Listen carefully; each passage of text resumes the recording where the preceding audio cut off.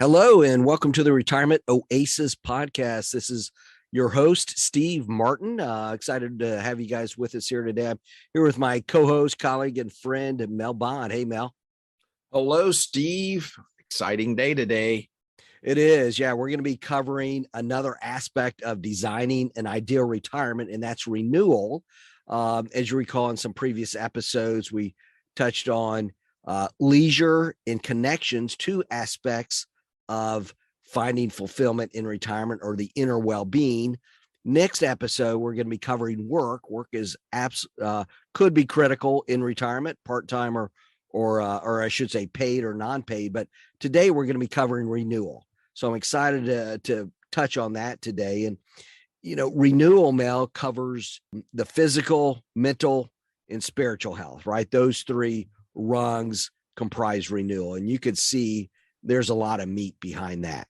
The focus on renewal and retirement, it's driven by our desire for balance, meaning, and peace of mind. Sometimes, admittedly, I have not focused on all three areas, during our working years, and many of us are probably in the same boat. It's hard to find time, or there's enough excuses to where we don't focus on these. Would you agree? I don't know if you're looking forward to renewal yourself in some form or fashion. Oh, it's so true. And we get into a season where we're neglecting one of these. And then at some point, 2-3 years later, we're like, whoa, what just happened to me? I got to make a change. Absolutely. And in the definition of renewal, this was interesting to read. It's the replacing or repair of something that is worn out, run down, or broken. And that's, to me, that's a pretty harsh definition. But yet it's like, okay, some things are worn down, run down, and broken to a degree. Again, doesn't mean they can't be repaired. That's what this is all about. Renewal. It's about repairing that. And, it's interesting as we go through different events in our lives, trigger events, I could call them, that really makes or allows us to step back and say, okay, what's wrong? What needs repair? In retirement is one of those big events that, because it is totally different from the prior life. We have a little more time. We can live with arguably a little bit more intentionality. So it's a great time to focus on renewal. Yeah. And before we get into the details of this, and there's a lot to cover here, I thought I would bring out some initial observations. You mentioned the physical, mental, and spiritual, and they're interrelated. They're connected. And the whole idea of, hey, these things are connected. I can't isolate my physical health from my mental health and my spiritual health. That shows up in so many things that we talk about, but it's certainly true here about your efforts to renew yourself. And it's important to age well. The MacArthur Foundation found that 70% of our age is determined by our lifestyle choices. Only 30% is determined by our genes. So it's not all in your DNA. You do have a choice, a lot of choice about your aging and your health. And this idea of having a balance of physical, mental, spiritual isn't just for now, but paying attention now will help you live longer and live healthily longer in the future. My second point about this, or third point, I guess, is your activities. As you'll hear us say, it's planning, right? Let's make my schedule so that my daily, monthly, annual activities have a focus on the aspects of renewal that are important to me. Yeah, it's those daily habits sometimes, and that's the toughest thing sometimes, is just changing our habits. So those daily habits, there's a lot of different studies on how to establish good habits out there. But yeah, just planning, midterm and long term. If physical, mental, and spiritual renewal activities are important to us, it does require looking ahead a little bit and planning that out. But I want to touch on the physical health and renewal a little bit, Mel. Let's touch on a few things, but again, you've heard the term, we want our health span to be as long as our lifespan, right? If we live until age 95, but we're really not able to get around and we're in poor spirits from age 80 to 95, that's not a good life. So we want to take the knowledge that we have that's out there now and it's not optional, right? Again, having fulfillment in retirement, we've got to be in good health, whether it's physical, mental, or spiritual. One interesting point about the physical health, that it's never too late to get healthy, right? There's ample evidence that nature is surprisingly pretty forgiving. And I don't want to discourage those that are looking to stop smoking or maybe drinking too much in their 40s and wait till you're retired. No, you want to try to get in as good of health as you can now. But if you haven't exercised for a while, if you have not eaten maybe the optimal way for a while, it's never too late to get started, and your health can change pretty quickly in some cases. Yeah, Steve, and I'll just toss in here that I've done some reading about our brains too, that our brains can, they're very forgiving. They can be reprogrammed. Parts of your brain can do stuff that other parts of the brain were supposed to do if those parts are not functioning well anymore. So yes, it's never too late to get healthy. Absolutely. And kind of along the brain and the physical activity, physical activity is good for the mind, right? You mentioned earlier the interrelated aspects of the physical, mental, and spiritual. But certainly that physical activity, we all know it after we work out, we feel a little bit sharper, right? Not only that day, but that next morning. It's amazing how much good physical activity can do for us. And it, can help prevent cancer, diabetes, heart disease, you name it. It can help prevent or minimize a lot of health issues. And from a practical standpoint, it helps us participate in life, right? It allows us to maybe golf more than we otherwise would, with a good going through back issues right now. I haven't stretched like I should, so I'm not golfing as much, Mel, and can't imagine if I had bad health in retirement and I could not participate in any of those hobbies or leisure activities that we spoke of, or just playing with grandkids or what have you. Side note on the type of exercise, obviously moderate exercise is good, vigor exercise is better. But frequency is important. Some suggest, 5 days a week of 1 hour of moderate to vigorous exercise is required. And that might be a lot more than you're doing during your working years, or if you're retired, it might be a bit more than you're doing now, but it really does not take a lot, but it does require a bit of a commitment. Steve, we talk a lot about the blue zones here. The blue zones say we need to move naturally. And that means prompting yourself to get up out of your chair, go do something for even 5-10 minutes, take a walk in the middle of the day. The other thing I'll mention here, in the blue zones, their environment, the place where they live, nudges them to move. So you can lower the hurdles for you to get up and move around and do things, make it easier for you to do that. Absolutely. That's critical. And some other comments about physical activity, resistance or weight training, that's still important. And that's something I think that's a lot of seniors or a lot of retirees, I shouldn't call all retirees seniors, a lot of retirees do get that exercise from walking or running or swimming, but maybe they aren't getting that muscle development. And that is critical. It doesn't have to be the free weights, right? Sometimes those are intimidating. I listened to a podcast the other week, and it was about, I think he was on there. Who was the Rambo? The actor that played Rambo. Sylvester Stallone. Sylvester Stallone. Thank you. He doesn't do free weights anymore. He's probably in his 70s now, maybe, but he does that resistance training, and that is fine. That does the trick. So that aged me when I heard that, but it also encouraged me that, hey, we don't have to do the massive free weights that maybe we once did. But stretching, critical, balance exercises, that's a lot of times we hear, in those that age, balance issues lead to a lot of accidents, which can lead to shorter shorter life, unfortunately. So stretching and balance exercises are absolutely critical. But there's other things with physical health. Mel, I'll let you take it from here. Yeah. Oh, about the balance exercises. Yeah, there's a study about your ability to go from a sitting position on the floor, rising up to standing. And anyway, that's something to look into. It's really, really important to be able to get yourself up off the floor with touching as few things as possible. Don't touch a chair. Don't touch a countertop. Anyway, really important. But sleep, gosh, many studies have shown that sleep is vital for you. Of course, there are exceptions. We all hear about that person who might only need 4 hours sleep a day and they're still healthy.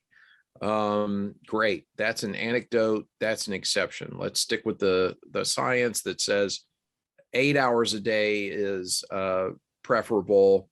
But if you've got this routine for retirees, if you have this routine in your day and you're going to bed about the same time, getting up about the same time, that routine lets you have much better sleep. As a retiree, especially a new retiree, you're like, I can do what I want. I don't know. It's kind of like a kid home from college or something, right? Or, a high schooler that's home for the summer. Gosh, I can do what I want. I don't have to go to class right now. I don't have to be at a 7:30 class in the morning, but it's so much better to stick with a routine. So keep that in mind. And getting the proper amount of exercise and during the right time of the day can help you improve your sleep immensely. And naps also help. Now, naps can be, you need to pay attention to, you wouldn't want to have a nap, like at 5 or 6 p.m. A nap, especially the right kind of nap, they call them, power naps, 15, 20 minutes. Those can be extremely helpful. And then an assessment. Part of this topic of accountability that we talk about, we need to have some people, and of course we've got doctors and blood tests and things like that and a scale in your own bathroom. What are your numbers? What risk are you supposedly exposed to because of, your DNA or other activities you had in the past? Where are you now in your health? And what is a process for you to get healthier?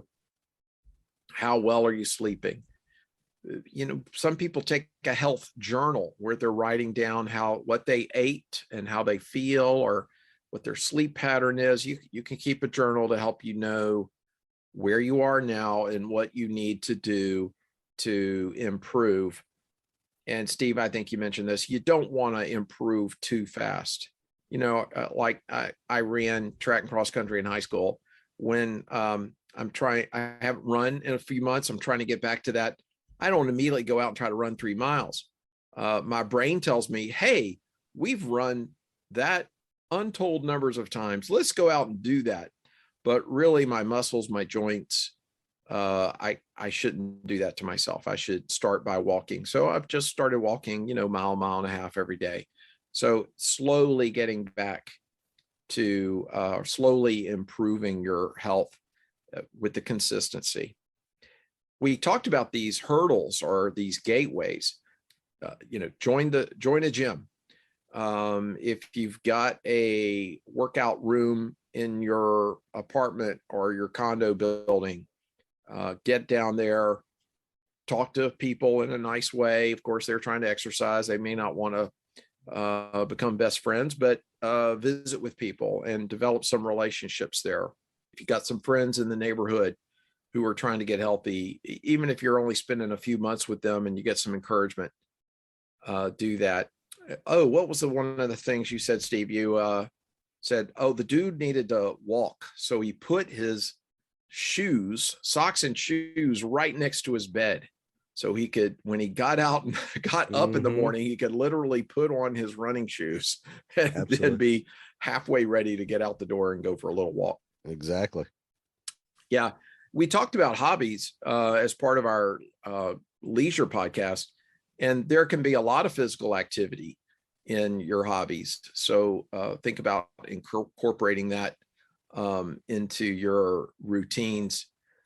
The environment plays a role. And when we talk about environment, talking about your physical, the physical place where you live, make it so that it nudges you to exercise, having a home gym, even out in the garage or something it doesn't need to be a big place with a lot of equipment in it. It could be just those resistance bands and some mats, workout mats that you can get down on the floor and do some stretches or Pilates or something. Make your environment something that helps you exercise. And I like the idea, Mel, you're probably going to say this, Errol stole your thunder, the idea of being outdoors, right?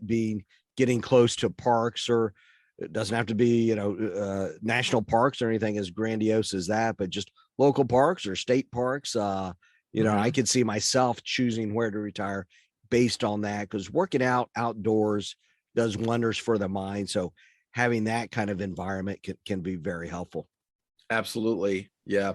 And along these lines, there can be a cost of doing some of these things. It can be inexpensive, like buying some resistance bands and a workout mat, put it on your Christmas list and ask your friends and family to get you those gifts for Christmas or something, or for your birthday.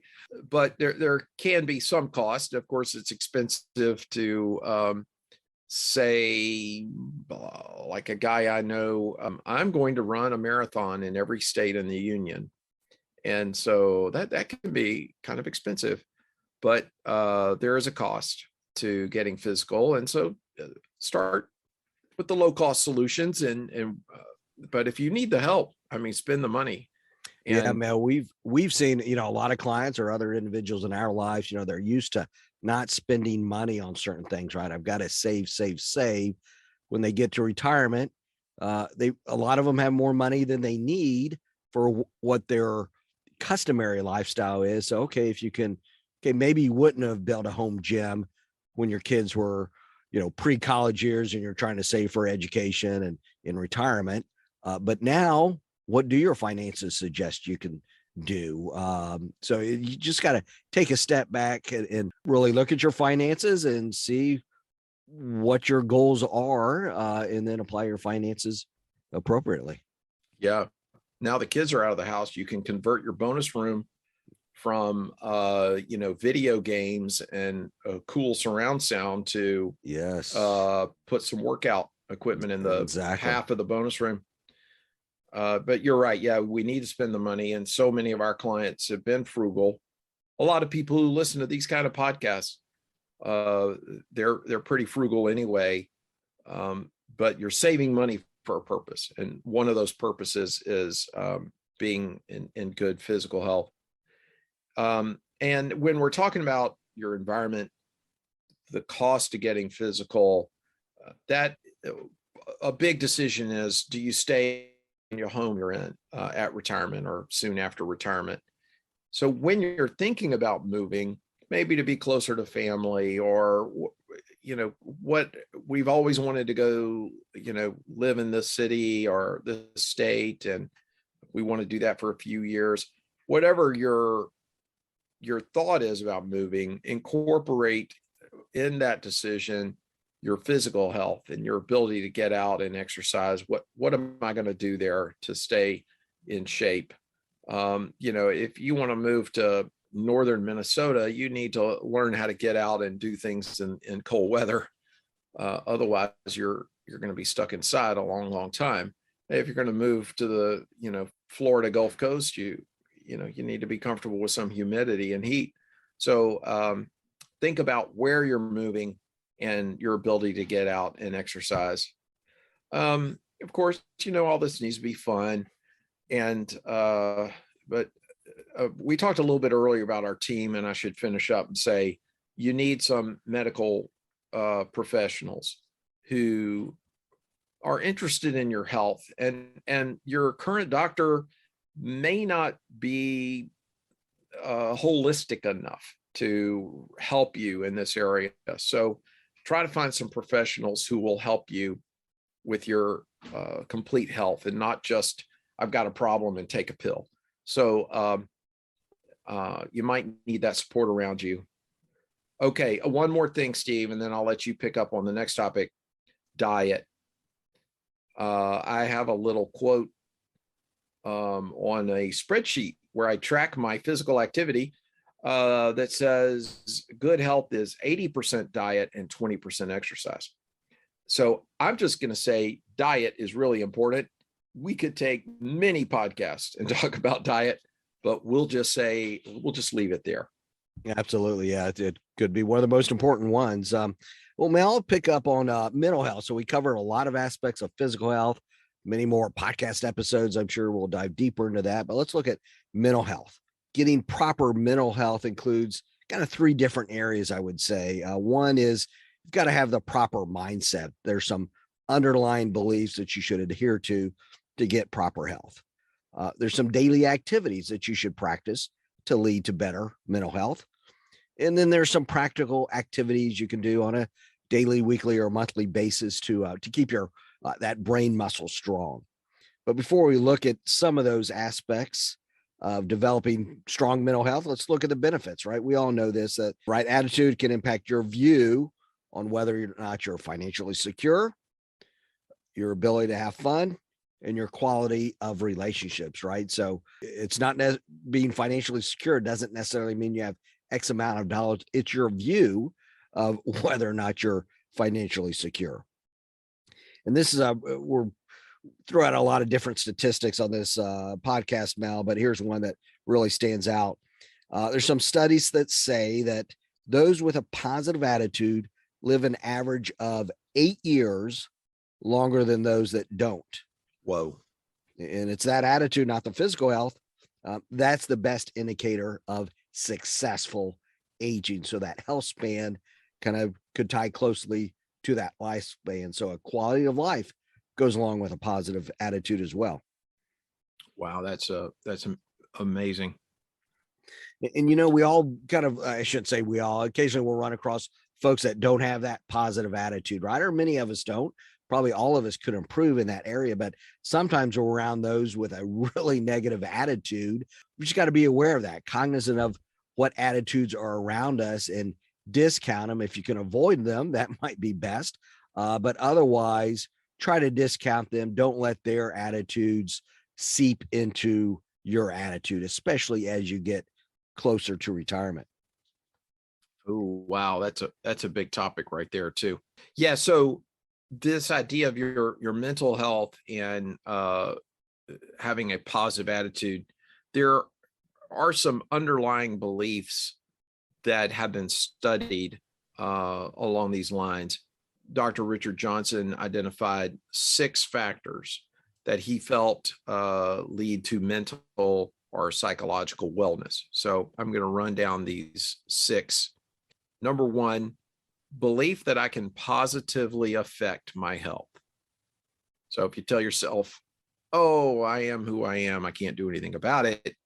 No, that's not correct. Science says that you can make changes that affect your physical and mental and spiritual health. So believe that you can make that change. Number 2, belief that beauty is everywhere and that I'm going to consistently search for this beauty. Now, I find this interesting. I'm like, oh, I never was that much into art, but we're talking about beauty in many things and not just from the world's point of view. I have to tell you, when I see a tall building that's a pretty piece of architecture, I mean, a lot of money and work went into making that not just beautiful in appearance, but beauty in function. So the idea that beauty isn't just something I look at, but beauty is in function and servability and service means that I can consistently search for this beauty around me. My wife and I found ourselves using kitchen tools from a company called Joseph, and they're not a sponsor of the show, but we were in the store the other day and we saw some tools from Joseph. And I'm like, hey, let's stop and look at these. Every time we use these tools from this company, we go, wow, it just works. and they're nice to look at too. So that's beauty to me. They look nice, but they're really functional. In today's society, Mel, we see the opposite a lot, right? A lot of times I feel like we're programmed sometimes to look for the ugly in a lot of different things, or we hear the ugly anyway with the news, all the whatever side you're on. And news is meant to create negative vibes. A lot of times it feels like that's why we tune in. So unfortunately the negative happens. So yeah, just the idea of looking for beauty, gosh, that would change our mindset significantly, I think. It sure would. So factor number 3 from Dr. Richard Johnson: creating and maintaining a positive framework and being mindful of my thoughts. So when you're mindful of your thoughts, you might be able to identify the thoughts that you're telling yourself that are negative. I'll never forget my middle daughter, Melanie. I can't quite remember the age she did this, but she had a pile of rubber bands, and she came up to me and put a rubber band on my wrist. And I said, well, what's the rubber band for? And she said, when you find yourself thinking a negative thought about yourself and your situation, you need to take that rubber band and kind of pop yourself on the wrist. Not too hard, but just enough to say, stop doing that. So that was a way of being mindful of your thoughts. And then not just identifying when you're thinking wrong thoughts, but Dr. Johnson is saying, create and maintain a positive framework. So build a framework that's positive, that you can say, that is where I'm going. All right, number 4, understanding my innermost feelings and striving to be of good cheer. So that's that happiness in the heart. And you're trying to be that kind of a person, and being aware of these innermost feelings. And boy, we could spend several podcasts on how to process feelings, but it can be done. You can learn to process your feelings and be of good cheer. Number 5, belief that I have the power to make my own decisions. Of course, a lot of adults thinking about retiring, they have a lot of power to make their own decisions, and can take steps they need to take. It may mean a change. You may need to do less of this and more of that, but you can make your own decision. And last, number 6, belief that I'm free to take my own actions. So it's not just having the power to make a decision, but actually taking your own action. Steve, you were talking about evaluating the people that are around you. The people that are around you may be telling you, oh, wait, don't make that change. And that may be out of goodness of their heart, that they think that change might not be good for you, even though you think it is. And of course, they're people who love you. You need to pay attention to their advice. But it also means that sometimes you might have a person close to you that doesn't want you to take an action because it might harm them. And so you need to be aware of that. You're the captain of your own ship, if you will. Oh, yeah. Well, let me look at some daily habits now, Mel. You looked at some underlying beliefs, which were fantastic. Some daily habits, we've all heard these, and they're becoming more in vogue. We hear about gratitude, right? Being thankful of the good in our lives, and sometimes the good and the bad, right? So showing daily gratitude can do wonders in the mind. Mindfulness, right? That's becoming more in vogue too, right? Being in the present, knowing, not thinking about the past, not dwelling on the past, not just thinking about the future, but the present in our relationships and our activities, etc. Forgiveness, quite important. And we talked about that earlier, those mending, maybe those relationships, just ill will towards friends, families, neighbors.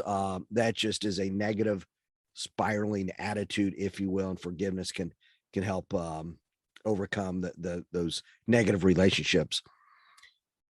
Hope and envisioning success. Psychologists say that it takes about 3 positive feelings or 3 positive thoughts to offset each negative thought. So having that hope, having that envision of success can create that right mental framework.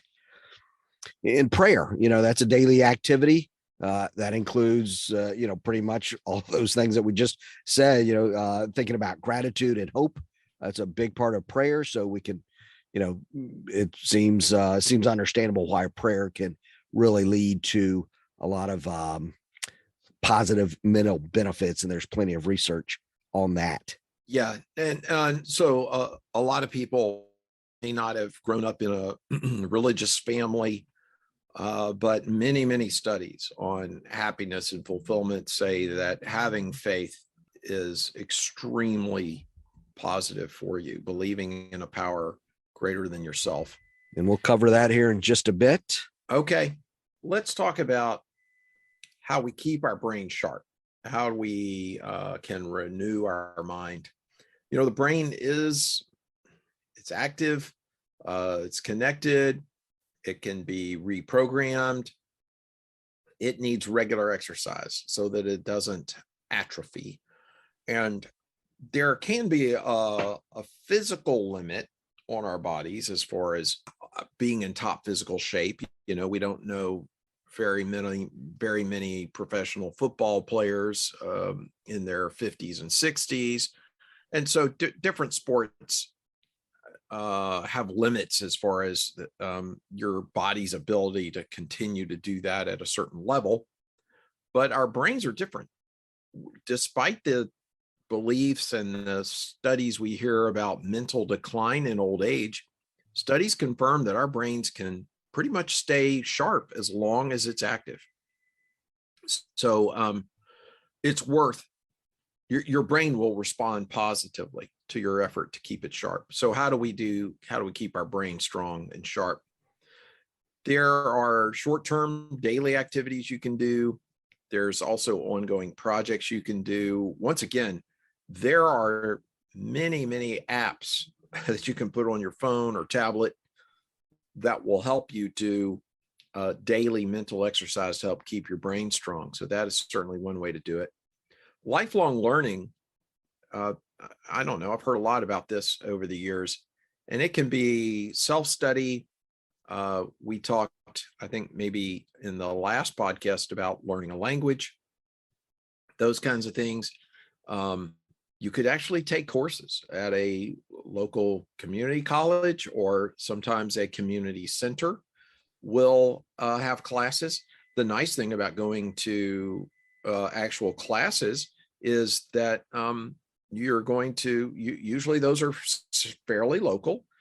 If they're designed for local people to take those courses, you're building a community. You're getting connected to like-minded individuals who also feel like taking these kinds of classes.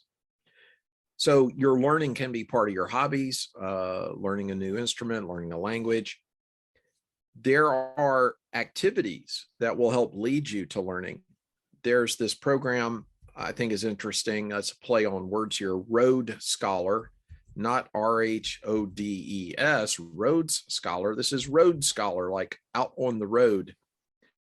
So you go in a group on a tour to a location and you learn things along the way. You could, when you're thinking about moving, you could look at the place you're moving to and see, is there a university there, or college? Is there a community college? Is there a community center that offers classes to locals? You might look at your various choices, like I say, in for learning, universities, colleges, things like that. And we'll put Mel in show notes. So this is episode 7. We'll put in some show notes, website, Penny Hoarder website listed.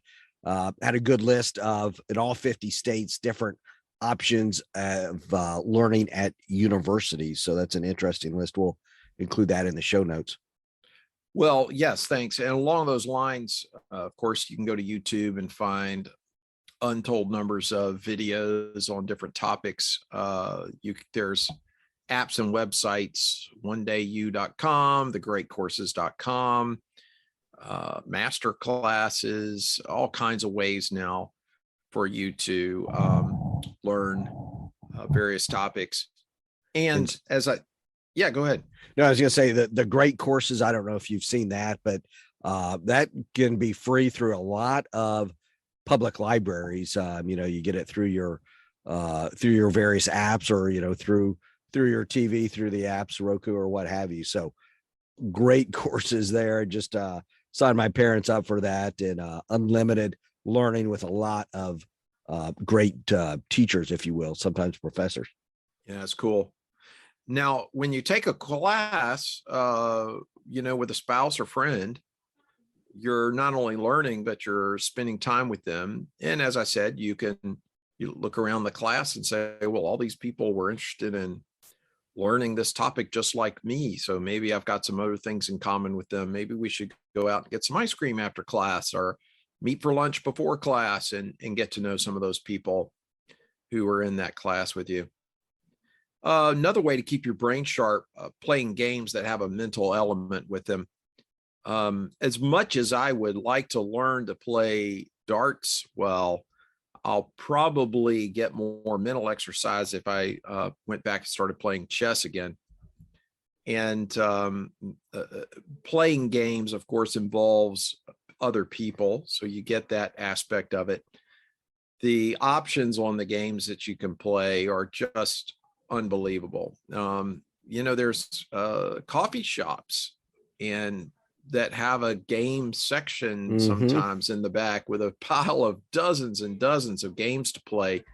And again, they probably have, one night a week or every other week where they say, hey, this is game night. Everybody come in, whoever wants to play these games, let's play these games. And if you're playing a board game that's got a really good mental challenge to it, Chutes and Ladders, maybe not so much, but you can find others who want to play that game, and you can find online forums where people who play that game gather. Sometimes you can play online with people. So board games, physical games can all take mental activities and combine it with physical games, of course, combine it with your physical exercise. Well, and to wrap up this idea about games that are good for your brain, working in retirement, whether it's pay or volunteer work, can certainly lead to a better mental health, keep your brain strong. So not just play, but work can be beneficial for you. Absolutely. Well, thanks, Mel. Well, we wrapped up looking at mental health, and previous to that, we looked at physical health. Now let's turn to spiritual health, the third prong of this idea about renewing. So spirituality is the focus on things other than the physical or material self, right? It's the cosmic or divine, as some would say. And it's interesting, as we study those that become more spiritual, we do become more spiritual as we age often. And it is said that, I think you know this, what's the peak age at which we're highest in spirituality on average? What would you guess? I don't, gosh, but you're right. Probably not younger, probably older. So I don't know, maybe 60. There you go. Age 80. 80. Yeah. Wow. And yeah, exactly. And that, and it somewhat makes sense. We've got more time to think about life's bigger purposes at that point. And, but also obviously mortality is closer, right? If it had not hit us by then. So you don't want to wait till your age 80 to become spiritual for many reasons. But it is interesting that we do become more spiritual as we age. But again, that retirement age, whether it's 60 or 65, whenever we retire, it's a good time to take a step back and evaluate where you are from a spiritual perspective, because there's a lot of benefits, just like with the mind and the physical. There's benefits of having strong spiritual health. A lot of studies out there about the benefits of prayer, meditation, having strong religious convictions. Studies say that it can lead to a lot of benefits from a mental and physical aspect as well. You talked about the interconnectivity of those issues. It certainly can help improve those areas of health. But some of the activities of spiritual health, it really depends on where you're at on your journey. If you're just starting that spiritual journey, it might it's going to start out slower. If you're more advanced into your spiritual journey, it'll just take on another level. But it could mean, certainly study, right? Studying spirituality, and then, whether it's one particular religion or other things from a spiritual standpoint. But we encourage you to study with others. You don't want to necessarily be a lone ranger in spiritual growth either, right? And it is important to be a part of community, whether it's a small group or a more formal institution.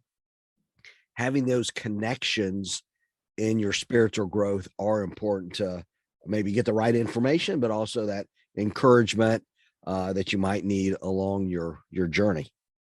Right. I mean, you're learning new things, and so it's good to be with someone who's a little further ahead of you in that journey.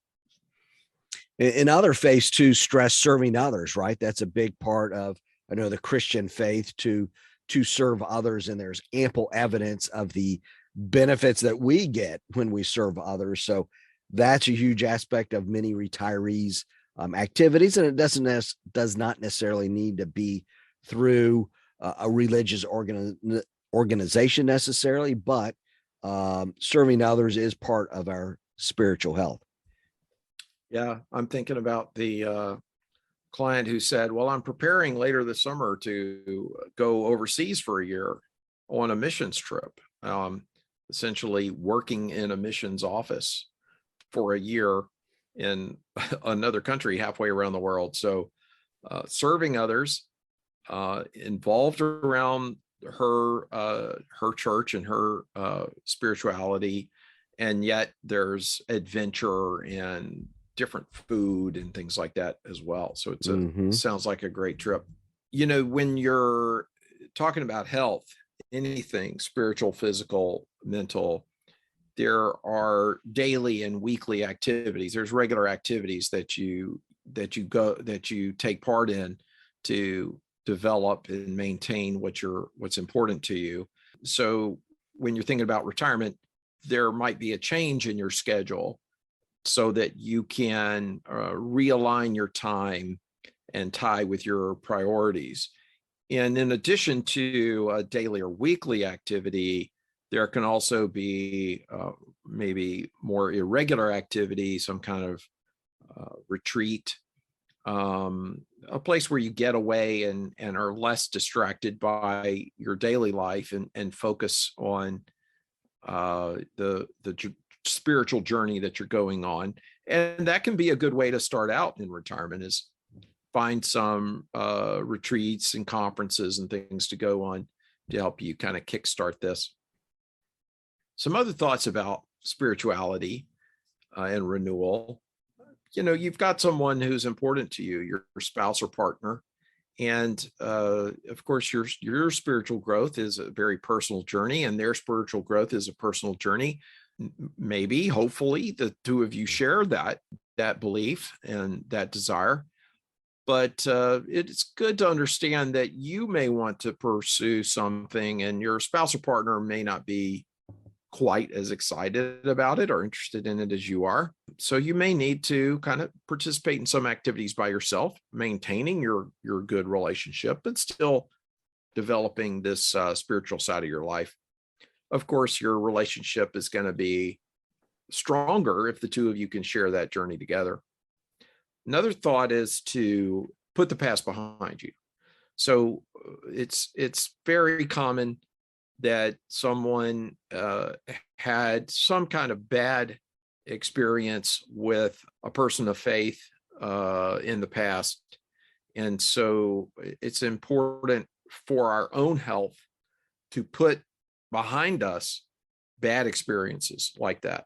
I may have had a bad experience with a doctor who was telling me some things I was doing wrong, but I didn't stop going to see a doctor, So, and maybe that's not the best analogy, but we need to put the past behind us, look at ourselves where we are and where we feel like we want to be, and start on that journey, regardless of what others have said and done. I mean, I can always find somebody who's going to disagree with me or tell me I'm wasting my time. But, I have to decide for myself. And we kind of talked about this, right? I can make my own decision. I can take my own action about what's best for me.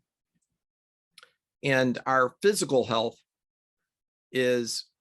could decline in our later years, but as we said, our mental health can stay sharp, and our spiritual health can continue to give us hope and vitality as we live out our last years.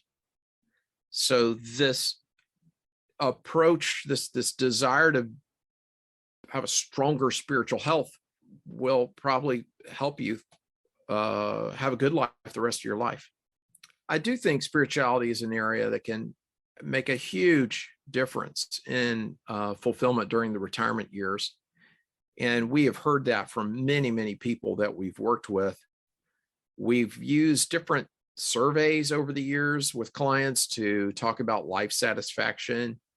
And if there's anything consistent with the responses that we've gotten from those surveys, is that a wide group of individuals and couples, as they near retirement, their sense of life purpose and deep meaning is the lowest ranked amongst happiness factors. So undoubtedly, spiritual growth and looking inward can help you change your outlook in retirement, or even before retirement, of course.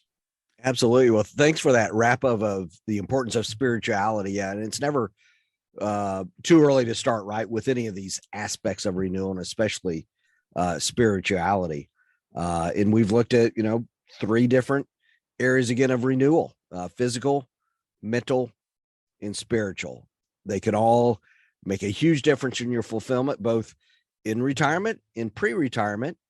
And we all have heard about these in the past. I'm sure we didn't provide any life-changing news per se, but we need to incorporate it into our lives to take advantage of the research and the reality that's out there, if you will. And retirement does provide a good time to do that, to take a step back and renew and try to live the most fulfilling life that we can.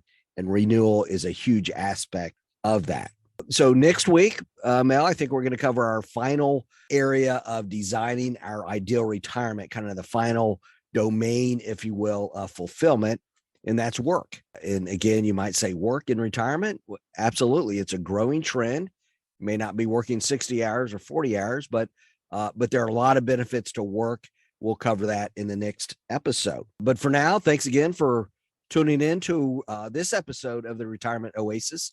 You can find more information about the episodes at theretirementoasis.com.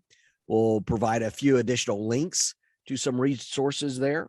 If you want to find a little bit more about us, or if you want to review the blog that has a lot more detail on this particular subject, you can find that at our website, oasiswealthplanning.com. Go to Insights, that's our blog area. And as a reminder, we always love it when you go to the various podcast platforms and rank or review our podcast. If you like it, please leave a positive message. If you have thoughts on improvement, feel free to send us an email, and we'll take those under consideration and continue to improve as much as possible. But until our next episode, we wish you all clarity, confidence, and cheer on your way to your retirement oasis.